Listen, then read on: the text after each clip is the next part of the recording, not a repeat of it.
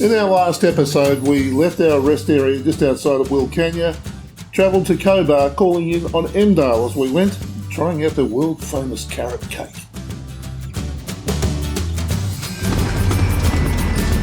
I had a couple of items to tick off the list today. First up was to drop the Honda generator into AutoPro, who are a service agent.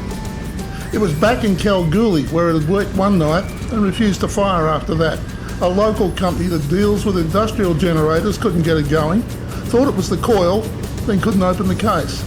And as it was becoming a major drama, I purchased a Yamaha 2.8 kilowatt generator, which as it turns out suited the job of driving my new 3.2 kilowatt air conditioner more easily.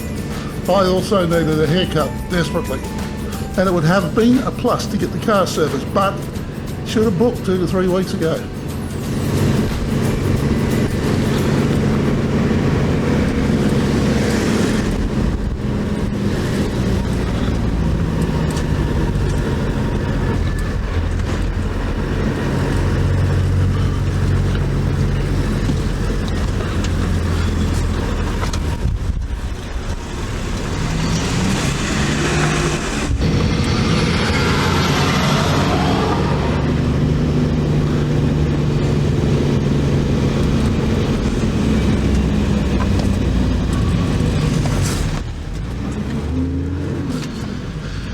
Okay, there on the left is the AutoPro. That's got the Honda at the moment, a generator in there.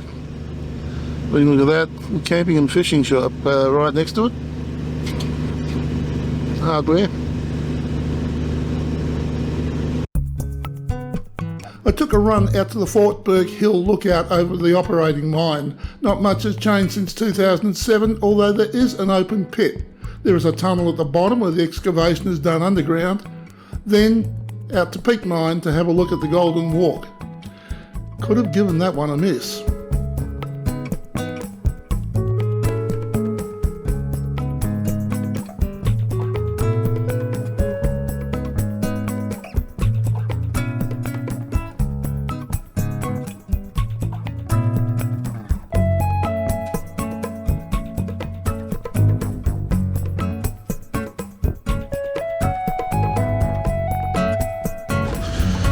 Okay, this is the tourist car park down at Aurelia Mine. Welcome the management and staff of Peak Gold Mines. I'd like to welcome you to the Golden Walk. So we park up somewhere and we go walking.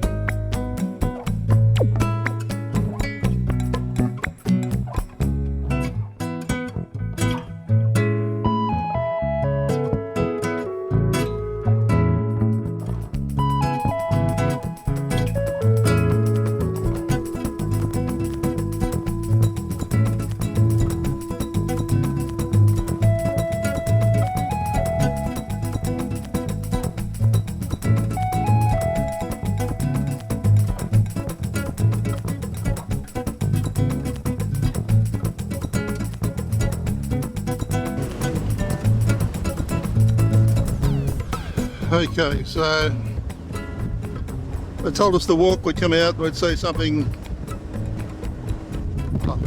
start to take a walk up and get an idea of how they do with the claw panning and everything, but it's all real old stuff, there's nothing new, you can't see a lot. I suppose it's worth it for someone who's into that.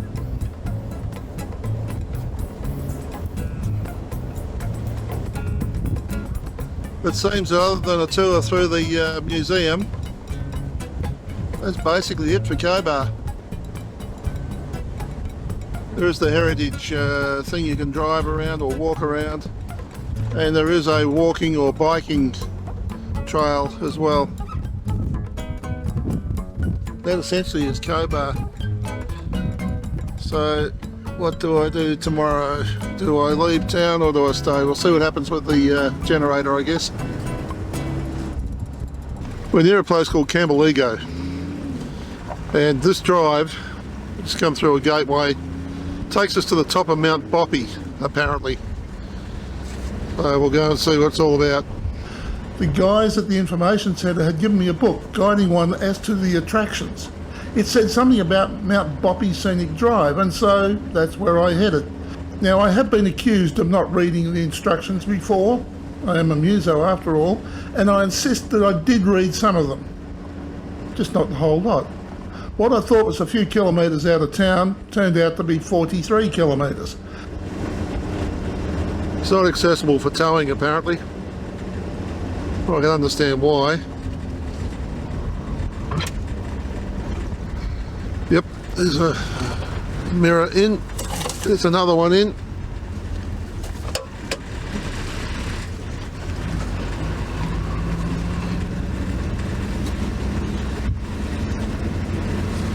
The drop on either side of the car. They said close the gate, did that. Now the drive.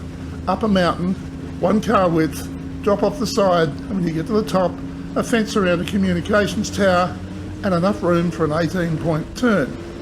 The scenic bit would have had to have been the trip down if you weren't too busy trying not to steer it over the edge. I'm not so good on heights and drops on the side these days.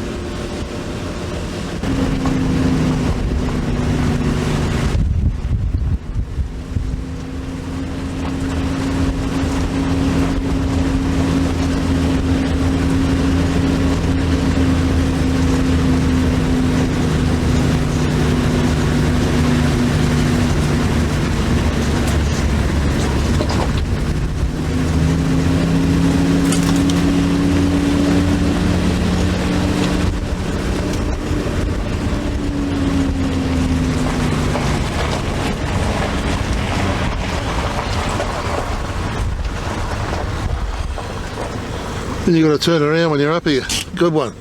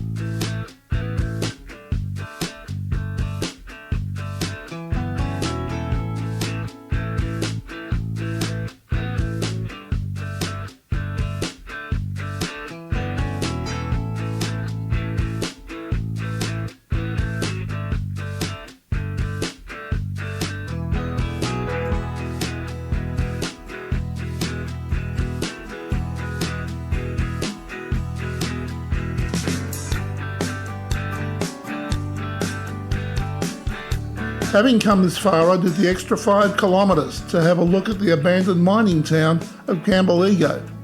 There are still a few people living out there, although I suspect that most of the town's buildings have been taken away. The township, which had a population of around 900, was first surveyed in 1899. The houses were built of weatherboard. There were 3 hotels, 6 stores, 2 butcher shops, a baker's, blacksmiths and a billiard saloon, cool drink shops, boarding houses and a courthouse.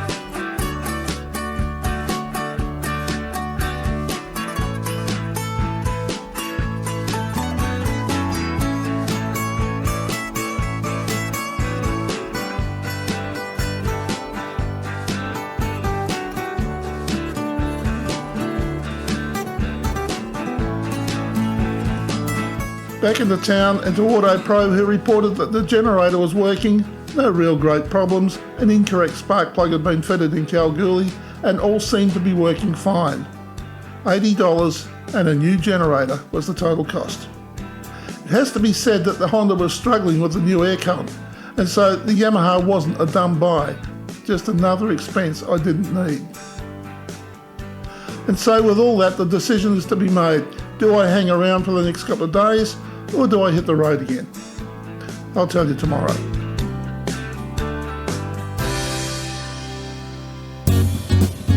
If you enjoyed this video, there's over 200 more just like it on this channel. Subscribe and hit the notification bell and we'll let you know when our next video is available.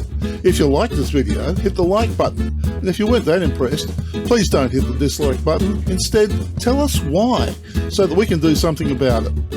Thanks for watching.